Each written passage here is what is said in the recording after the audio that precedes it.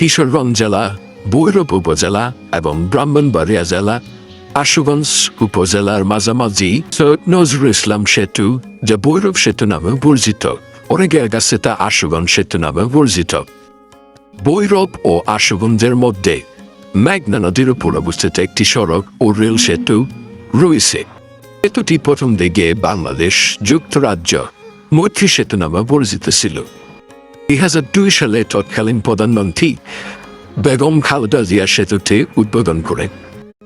2010 সালে সেতুটির নাম পরিবর্তন করে সৈয়দ নজরুল ইসলাম সেতু রাখা হয়, যা বর্তমানে সৈয়দ নজরুল ইসলাম সেতু বা ভৈরব সেতু নামেও পরিচিত।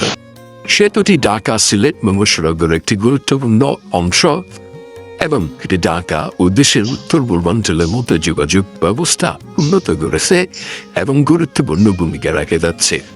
প্রথম অস্থায়ী সরকার বা তৎকালীন মুজিবনগর সরকারের অস্থায়ী রাষ্ট্রপতি সৈয়দ নজরুল ইসলামের স্মরণেই এই নামকরণ করা হয়, যা বর্তমানে অনেকের কাছে আশুগঞ্জ সেতু বা ভৈরব সেতু নামকরণ হলেও কাগজে কলমে সৈয়দ নজরুল ইসলাম সেতু নামে পরিচিত।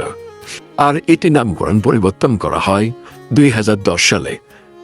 বর্তমানে সিলেটের একমাত্র মহাসড়ক এই সৈয়দ নজরুল ইসলাম সড়কের উপর দিয়ে অবস্থিত, যা প্রতিদিন দূর দূরান্তর পরিবহনকে সুবিধা করেছে এবং যাতায়াত ব্যবস্থার উন্নতি করেছে।